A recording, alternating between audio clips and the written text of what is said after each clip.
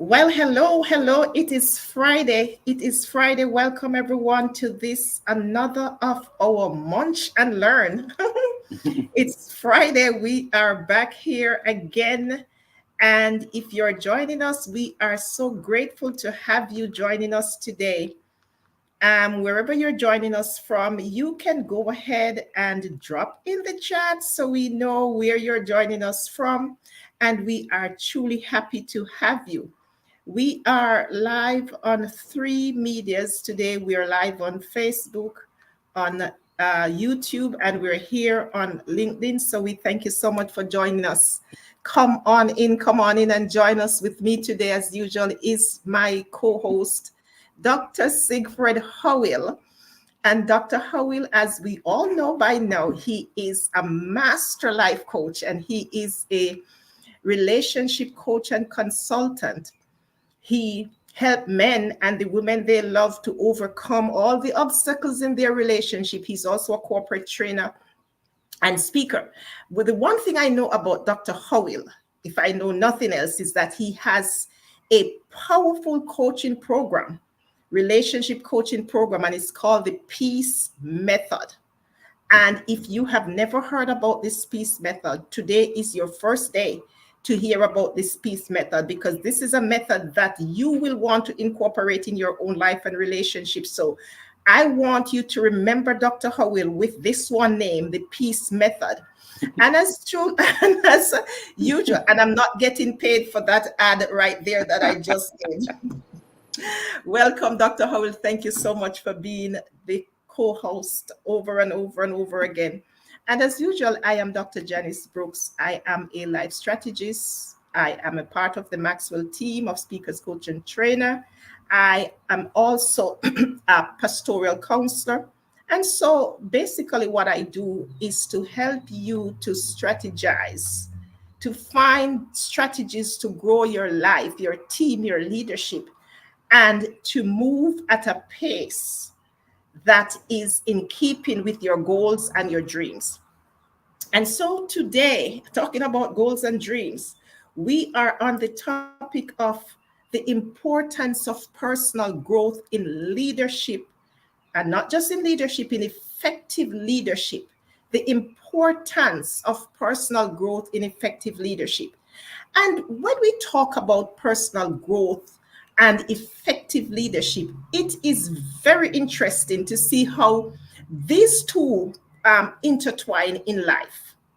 So, personal growth is all about developing yourself, learning new skills, and becoming the best version of yourself. On the other hand, when you think about effective leadership, this really involves guiding others, making the right decisions, and inspiring those who are around you, whether it's a team or it's in your home, in your own personal relationship.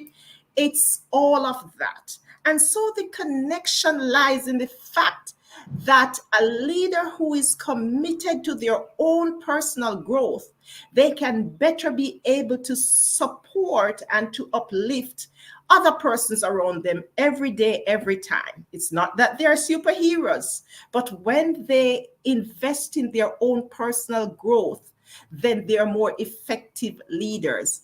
And one of the other things I want to mention before I ask Dr. Howell to give his input on what role does personal growth plays in effective leadership, I want to say that it is pretty clear. We can see that personal growth and effective leadership go hand in hand. It's like they are twins. You can't have one without the other. And when leaders focus on improving themselves, on enhancing their own abilities, this is an example that they set, and not just an example, it's a positive example they set to continue that journey that is ahead of us, because ahead of us, ahead of them, because life is a journey. And on this journey of life, we have to be intentional about our personal growth. We have to be intentional about the process and the path that we take on a daily basis. And that is the whole discourse of our time today, our next 30 minutes, is to talk about the importance of personal growth in effective leadership. So, Dr. Howell, I want you to take it away right now and share your thoughts as we open this session. What is the role that personal growth play in effective leadership? Well, thank you very much for asking that very loaded question. The first thing I want to look at is the law of attraction. If you look at the law of attraction, it says that you attract people similar to you. So if a leader does not have the ability to grow, they start to become stagnant because you stop attracting people of a wide range of skills. The second thing I want to look at is the um the SWOT analysis. SWOT stands for what are my strengths, what are my weaknesses, what are my obstacles, and what are my threats. And so, a major thing that a leader needs to do is to self analyze, self reflect, try and figure out what are my strengths and how can I activate them? How can I advance them? How can I supercharge them? What are my weaknesses and how can I surround myself with people who are strong in the areas where I am weak? So without self-analysis, you might think that you're good at many things and you're a jack of all trades, master of none. So that's not a good philosophy. What you need to do is to amplify what you're good at, lead with your strongest foot, but then surround yourself with people who are strong in the areas where you're weak. Next, you got to look for opportunities of growth, opportunities for change, and look for obstacles in your life that you might have overlooked, because we all know what some of our weaknesses are. But there are a lot of us who think we're strong or average in areas that we're actually weak in. And we might brag, oh yeah, I'm good at this, and people around us are like, no, you're not. And so you have to look for the obstacles, you have to look for opportunities, you have to look for ways that you can improve yourself on a daily basis. And then last but not least, you have to look for your blind spots. Now, you may not be able to find your blind spots, but if you surround yourself with people who are strong in other areas, your blind spots start to become evident, especially when they come up with ideas that you had no idea about, when they stop you from making horrible mistakes. And you're like, oh, I never even saw that. Then you know that is a blind spot that you had, or a weakness that you had, or an obstacle that you may not have even seen because you had blinders on. And so surrounding yourself with people allows Wow. you to be more aware of your strengths, your weaknesses, opportunities of growth, and blind spot things that will come and knock you off track, knock you off focus, that you cannot even anticipate or even prepare for because you didn't know that they existed. Secondly, leaders have to grow with emotional intelligence. People by nature are selfish in nature. So, as a good leader, you have to become selfless or more selfless. And you don't necessarily shine, but you allow the people on your team to shine. But your main goal is to create an environment where if they fail, you take the brunt of it so that they have the mental flexibility and dexterity to try new things, to innovate, knowing that if they fall, you have a safety net for them. Their jobs aren't going to be jeopardized, that they will not be targeted, that they will not be excommunicated from the company or from the team. So, emotional intelligence, knowing what people's fears are and kind of taking care of that so that they are free to mentally push themselves and challenge themselves to find new and innovative ways. The third thing, increased responsibility. And when we think about increased responsibility, a lot of leaders are like, well, I don't want more work. They're not paying me for all this. But maybe your responsibility is to give away more of your power. You enable people, you empower people. And so your increased responsibility is to decrease your responsibility so that other people can take charge. Because the true measure of a A good leader is how many other leaders they can promote and create and exalt. And so by increasing the responsibility to other people, you are increasing your responsibility as a mentor, as a coach, and as a person who grows and waters the people around them. The last thing I want to talk about is, if you really want to grow, you have to be able to ask those tough questions. Where do I need to improve? And take that feedback and do something about it. And so, what that might mean is, I have to continually learn, and I have to create a situation where people feel free to tell me where I'm weak without the threat of repercussions, without the threat of hostility, without the threat of losing my job. Wow, Dr. Howell, you have you have piled in so much into that one, and if I should ever try to wrap up that, there's so much. You talked about the strength, the weaknesses, which one to build on, and sometimes us believing that this is the area that we're weak in may not even be so. We need others around us to help us to identify the blind spots. There was so much packed into that. Then you went on to the talk about the emotional intelligence, which is really a very critical aspect of personal growth. And I personally believe when we talk about that emotional intelligence, it really should be one of the areas that we prioritize most. Um, and focusing on emotional intelligence, Dr. Howell pulls out that empathy that we need in today's day and time. In many of our leadership roles or places, whether it's in the home, the school, the church, we find that that empathy can be lacking because people are, you talk about the selfish and selfless, people are really sometimes selfish and for good reasons. But when you have that empathy, you're able to see others. Just to add to that, because you have fully answered, I believe also communication skills is very important, and it should be prioritized when we're thinking about that effectiveness in leadership.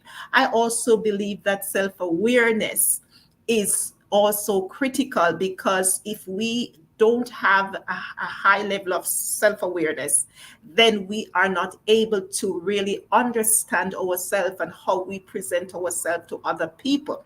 And last but not least, relationships, which is what you are master at. I believe that relationship can make a huge difference in how we connect with others and help them, whether it's in the workplace, at home. We have to prioritize and spend time to build those relationships. And when we do this, we are not just creating a different type of environment, but we are also lifting up ourselves, and we are also honing in on the skills that we need to become effective and better leaders, as I would believe. And we can do all of these. Whether we want to do them interchangeably or we want to do them simultaneously, we can incorporate all of these in our leadership roles.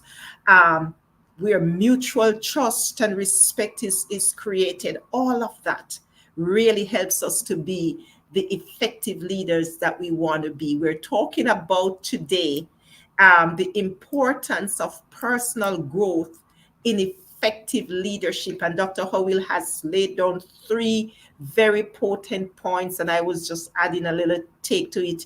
And it leads me to the other question, Dr. Howell. Sometimes we were led to believe that growth goes all over the place. But I personally believe that growth travels on a specific path. And so, how do one know when they are on the right path towards growth? How do a person know that they're on the right path?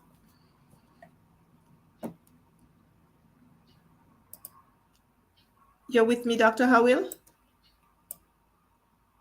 Dr. Howell, I'm not seeing you again.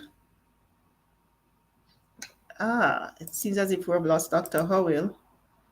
Um, while we wait for Dr. Howell to come back in, the question I was asking Dr. Howell is, how do we know that we are actually on the right path? We're actually on the growth path, because growth does follow a path, whether we know it or not. There are many signs and there are many clues that we can look for and try to figure out to know that we are actually on the right path to growth. Let me check to see if Dr. Howell is back here. I'm not seeing him again. We have lost Dr. Howell from the feed, but we're continuing while we wait for him to come back in. So when we understand ourselves, we talk about self-awareness. When we understand ourselves, we will understand whether we are progressing along the growth path or not. And yes, this can be tricky, knowing where we are. Let me connect Dr. Howell back in. I think he's back here. Dr. Howell is back. So yes, I'm sorry about that. that's okay. I was just continuing on how we can know. So I was actually letting our audience know that there are indicators that we can look for to know when we are on the right path. Mm-hmm. It's like seasons in life. When we know it's winter, we see different signs and different things progressing than when it is summer or when it is spring. And so we want to be sure. We want to be sure. Oh crap, sorry. We want to be sure that we look for the indicators. This thing just popped up on my computer and I'm trying to figure out what it is, this technology thing. So we want to be sure that we look out for the indicators and this sign. Let's look at some of these signs that we can look out for. First of all, we want to look out for how easily we're able to adapt and embrace to change. That is a key. Those two are key aspects in how we will our personal growth will move in life and leadership.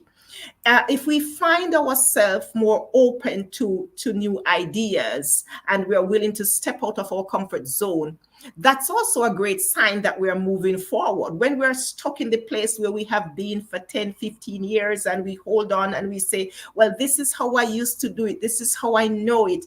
This is how we used to do it back then we realize that we are not on the growth path. When we're on the growth path, we have to be able to be open to listening and to understanding new ideas. It doesn't mean that we're stepping away from our values. It just means that we are stepping out of our comfort zone. Additionally, when we are growing, whether in our relationship, personal or professional lives, we are able to set goals. And not just set goals, we're able to set goals and we're able to track them. And not just track them, we are able to celebrate the wins that come along the way. And some of these simple things that we think everybody's talking about setting goal. Why are we? Yes, growth means setting goals. Growth means tracking them. Growth means celebrating the wins along the line. And when we're able to do all of these little things that we think are little things, we are not able only to grow ourselves, but we're able to inspire others and empower the people around us that we lead and we guide. Because when they see us growing, then they will also get that drive to grow as well. So, Dr. Howell, the question I actually asked, what are some of the signs that we see to know that we're actually growing in life and in leadership? And I talked about embracing the ability to adapt and to change, open to new ideas, stepping out of your comfort zone, watching out for the different things that happen around us, setting goals, big or small, celebrating. What else would you add to that? I would say that if you find yourself being tasked with more responsibilities, if people come to you to get complex things solved or done, that is a sign that you're growing. That is a sign that people are looking and seeing that there's a change in you, and I can trust you, or they can trust you with more tedious and more difficult problems or situations. If you see yourself running towards helping others in areas that were not comfortable to you before, but you seem to come up with an answer, and sometimes you might even astound and amaze yourself, that is a sign that you are growing. That is a sign that you're becoming more confident. That is a sign that you're comfortable with your leadership role. So those are very important. But often we don't allow ourselves to get there. I believe it was Jim Rohn that said, don't ask for your problems to get smaller. Ask for yourself to become stronger and bigger.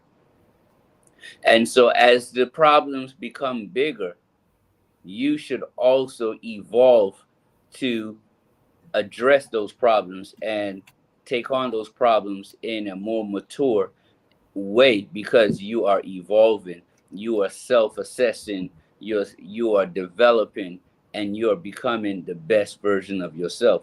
But one of the biggest things that let you know that you're growing is your ability to weather the storm. When things get difficult, as we all know, things will get difficult. If you find yourself not giving in to negativity and a depressed way of looking at things like you did earlier on, that is a sign that you are maturing and growing and being, as we call it, growing into your own, or becoming aware of your abilities, not running away from difficult situations, but assessing them to see what's the best way to address it and move forward, not being scared to try new things and be innovative. Wow. Those are really great examples of how to really move forward, how to continue to embrace the path of growth. And as we talk about the signs of growth, we know that growth does not come without its own share of challenges. And so the question is, what challenges will people experience on this path of growth to becoming effective leaders? And this is life, and it doesn't matter who you are. As you embark on a journey to becoming your best self, to becoming that effective leader or that person, uh, you are going to be bound to face a variety of challenges along the way. Sometimes it's hurdles after hurdles, and these can range from things that we don't even consider sometimes, because we are looking for the physical hurdles in our way. Sometimes the boss who is not cooperative, or who doesn't show empathy, or we're looking for a workplace that is toxic. We're looking for the physical kind of hurdles.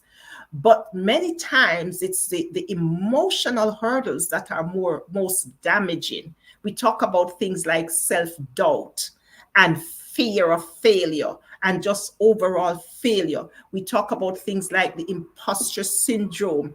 We talk about the inability to navigate complex issues. And when we go into the workplace, we think about being able to become a part of that team dynamics. There are so many things that are not physical that we don't sometimes think about, that these are hurdles. And I want to go back to fear, because fear is so wide. There are so many things that we fear without even realizing that we fear them. Even when we hurry is fear. A hurry is fear, because when you hurry, you believe that you're going to miss out on something. Somebody's going to get there before you. So these are things that along the growth path that we're challenged by. These are real obstacles. And each of these obstacles, don't think that obstacles are just in your way for in your way's sake. Many of these obstacles, they are there to actually place you in a better position. They are opportunities. They can be overwhelming, but they are real opportunities for growth. And let me just pause a minute to think about leaders in the workplace, because I have been there.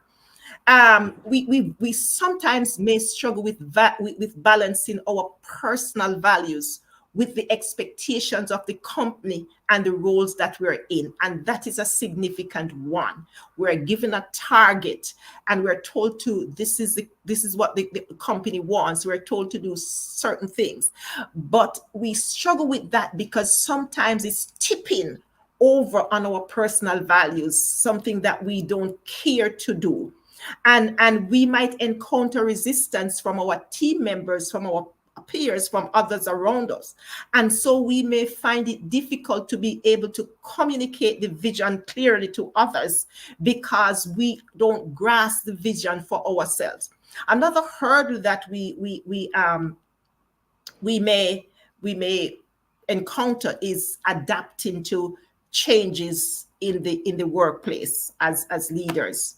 But when we think about overcoming these challenges, we have to have a sense of resilience. We have to pull on our last strength of, of determination. We have to be adaptable. We have to have that willingness. It's like I just have to go for it. We have to have that willingness to learn, and to learn not just from what we overcome, which we call our successes, but to learn from our setback, those things that we believe that we have not yet overcome. Because these put together, as I said before, we can do them together or we can do them separately. But all of these work to shape in the lives of whoever is a leader, because we're all leaders in our own rights. We're leaders in our home, we're leaders in the school, in the workplace, in the community. So these are some of the ways, Dr. Howell, that I believe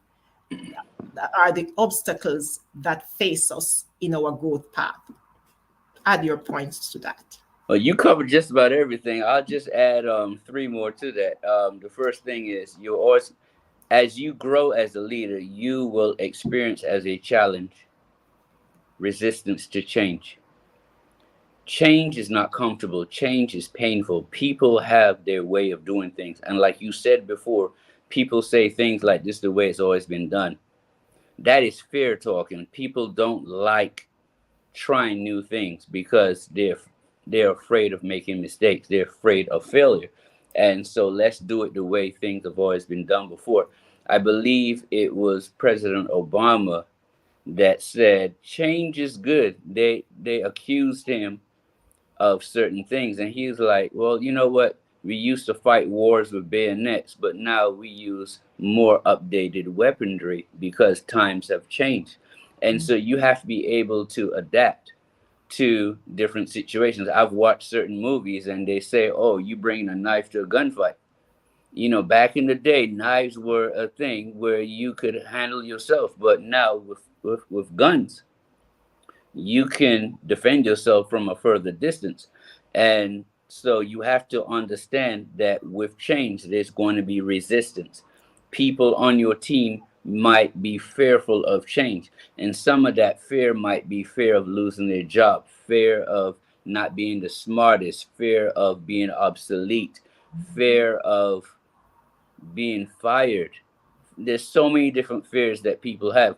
And so as a leader, you need to know the people on your team and be able to address their concerns, even if they don't say it directly. You should have some type of idea as to what their issue might be. And that's where that emotional intelligence that we spoke about comes in, the empathy. But not just the empathy, knowing people on a personal level, knowing what each person on your team wants to achieve in their life, so that you can help them along their pathway, so that they trust you and rely on you to have their best interests in mind. Secondly, balancing priorities. You say every leader has a boss. And that boss might expect things from you that may not be reasonable, but you have to be the buffer to your team. So you may have to prioritize certain things. So a leader must know the 80-20 rule, knowing what 20% of tasks that, if they get done, will account for 80% of the job that needs to be done. And so you have to prioritize your life in such a way that you're not chasing behind a ball on a string. You're actually getting things done, because, as you said, you had a show about busyness before. Busyness does not mean productivity. Busyness just means that you cannot catch your tail. You're so fast, you're busy running around in circles. But are you being productive? Are you getting what needs to be done? So being able to prioritize, so that the people below you as well as above you are comfortable with what's being done, even though that change is taking place. And last but not least, handling failures. A leader must be able to handle failures and not think that it is the end of the world. I was listening to an interview by Barack Obama, and he said, yes, I have some regrets in my presidency, but I do not concentrate on them, because I focus on the things that I did well. But there are some things that I could have done better in retrospect. But a good leader cannot hound themselves on what could have been, because everybody can do better with retrospect, hindsight. Anybody can say what they would have done better, but unless you are there in the thick of it and you can feel all the stresses that that individual has, you cannot walk in their shoes with hindsight and in retrospect. That's not fair. And so to me, knowing how to balance your priorities, knowing how to deal with failure. And with failure, what I like, and you said that you've liked this before, failing forward fuels a friendly future. That means when you fail, if you fall forward, you're not falling on your back. You are actually getting up and moving forward from a further place along. A lot of people think that falling means you're starting over. No, failing and falling means that you're starting from a place of understanding. Oh, I failed. I have learned something. Now I can move forward. So look at failure as a means to changing what didn't work into something that would work better, and moving forward and doing it to the best of your ability. Those to me are the challenges that a lot of leaders struggle with as they progress, as they learn, as they adapt to be the best versions of themselves. Excellent point. Ladies and gentlemen, we have been, Dr. Howell, excellent points you have raised there. We have been here for the last 30 minutes sharing with you on the topic, the importance of personal growth in effective leadership. I'm sure that you can take away something from this session today. However, I always say we never leave a session without giving our audience 1, 2, or 3 strategies that they can go with and say, this is a strategy that I'm going to use to ensure that I enhance my personal growth to become the best leader that I can. And as I said at the beginning, Dr. Howell has a relationship coaching program that is called the Peace Method. So after I have spoken on my 2 strategies, I would like you, Dr. Howell, to mention the Peace Method, because relationship is a critical aspect of growth in the home, in the workplace, in the church, in the school. Without that relationship being at its best, or even close to its best, many things are going to go awry. So I want you to mention that. I'm going to give my 2 strategies that I believe is necessary to overcome the challenges of becoming good leader. And there are several approaches that we could take to help us to tackle the hurdles of growth that comes in life and becoming the best leaders that we can. But one of the key one I want to mention today is when we focus on continuous learning and self-improvement. when I was growing up, when you hear about self-improvement, it seems as if it was a bad thing. Like, you're reading a self-improvement book, what is wrong with you? Mhm. Like, that is how we saw it in the very early days. But continuous learning and self-improvement is a key strategy to ensure that we overcome the challenges of becoming the best person we can and effective leaders. We also need to seek out new knowledge and skills that will help us to adapt to the changing times and environments that we live in. Another important thing to do is to develop strong relationships, as Dr. Howell will talk about, with others, even with our team members. Focus on open communication and trust, as these can greatly boost the collaboration and the problem solving that we need to have in every area of our lives. Finally, I'm going to say this because many of us are resistant to this: embracing feedback. Actively seek the input from others, whoever they are, your peers, your subordinates. They can help you to really identify the areas in your life that needs improvement.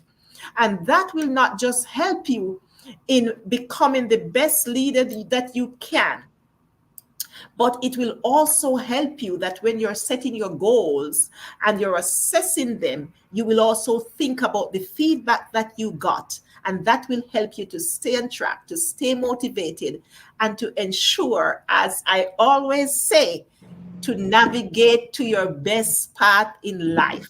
And we are here to help you to navigate to that best path and that best chapter in life. So you take it away with your closing strategies, Dr. Howell, as it relates to how we can stay on track to become the best leaders. Thank you very much. You asked me to expound on the peace method. The peace method is a method that I came up with that kind of helped me in my life to organize myself. It organized my thoughts, my ability to reflect. So peace stands for process. What are the processes or systems in my life that need to be looked at, that need to be changed, that need to be amplified? So as a leader, there are things that you do in the subconscious level. We call them processes. And those processes you have to look at to see if they're working for you.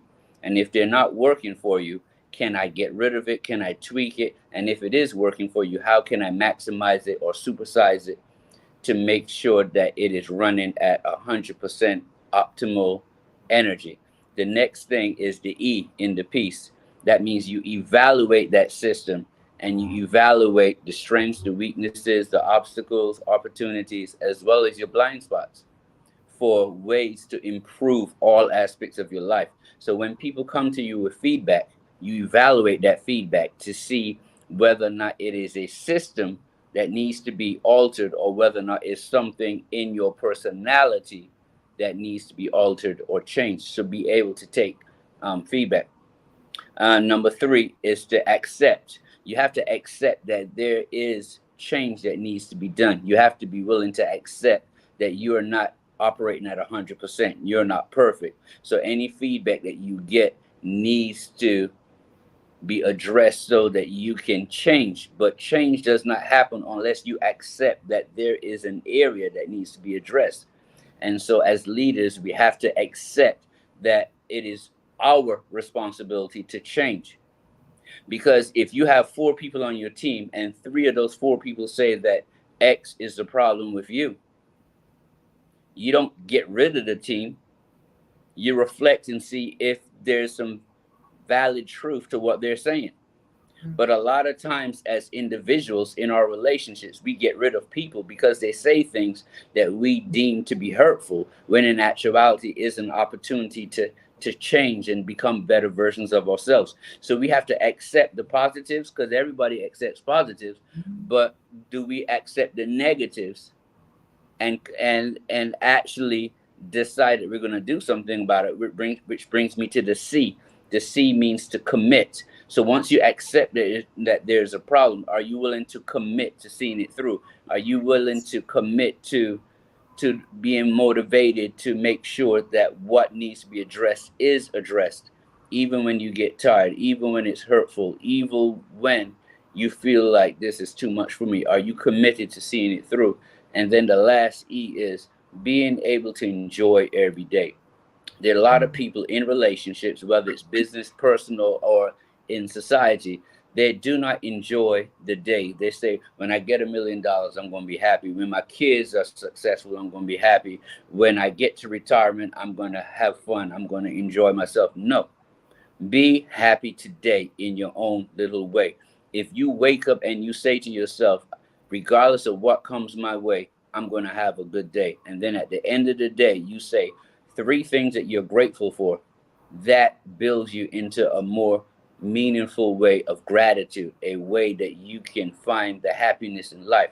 So the peace method is a way of identifying systems that are good, that need help, that need to be adjusted. You evaluate them, and then you accept your responsibility in the role, good or bad, and then you commit to the change that is before you, but then you enjoy the life that you have. God gave you this life for a reason. You may not enjoy every aspect of it, but you can enjoy your overall life. You may not enjoy every single part of your day, but you can enjoy your day.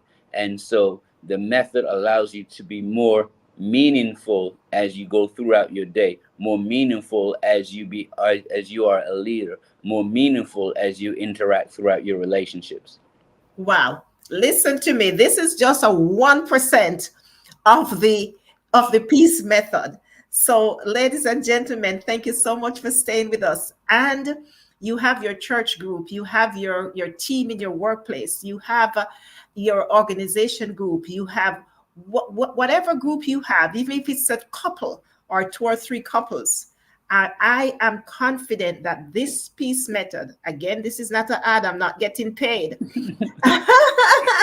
This peace method is going to be something that you're going to want to ask to get into your place, into your workplace, into your school, into your church.